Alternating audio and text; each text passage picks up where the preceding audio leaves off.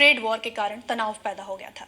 फिर बाइडेन के आने के बाद भी दोनों देशों के रिश्तों में कोई खास सुधार नहीं हुआ। तो अब अमेरिका में चुनाव से पहले जिस तरह से ये पहल हो रही है, उसके क्या मायने हैं?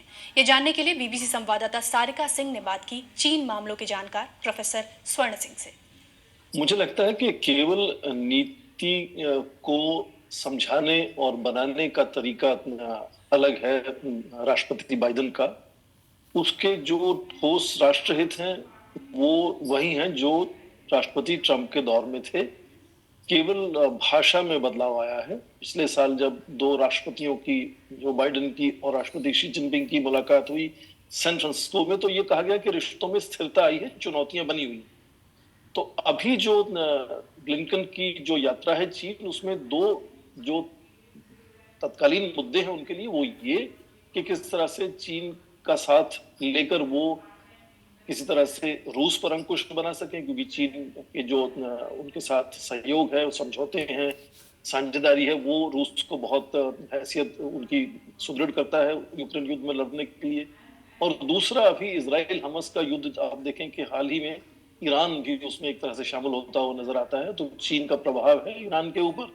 तो क्या चीन उसमें भी सहायता कर सकता है? ये मुझे लगता है कि इमीडिएट इश्यूज हैं ब्लिंकन की विजिट के। पर हाँ, रिश्ते सुधारने की भी कोशिश है। अमेरिका की भाषा हमेशा आप देखें नर्म रहती है, चीन की भाषा गर्म रहती है, पर तनाव उसमें लगातार बना हुआ है, ये नहीं झुठला सकते। कि अमेरिका को आज लगता है कि कम से कम हिंद प्रशांत सागर में तो चीन आज मंशा ही नहीं रखता, हैसियत भी रखता है कि अमेरिका को रिप्लेस कर दे नेतृत्व के नजरिए से। तो दूसरी तरफ अमेरिका और चीन के नेताओं के बीच हुई इस मुलाकात को भारत कैसे देख रहा है? हमने प्रोफेसर स्वर्ण सिंह से ये सवाल पूछा। चीन को हमेशा चिंता होती है जब भारत और अमेरिका पास आते हुए नजर आते हैं।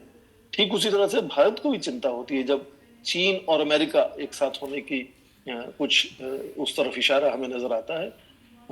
कई इसके उदाहरण इतिहास में रह चुके हैं पहले।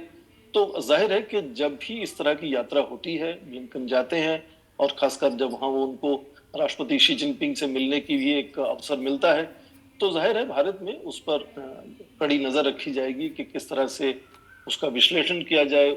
उसका भारत की जो दोस्ती अमेरिका से है और कुछ हद तक भारत का जो तालमेल चीन के साथ है, उस पर क्या असर पड़ सकता है। जाहिर है इसलिए भारत को उसको बहुत पैनी नजर से देखना होगा।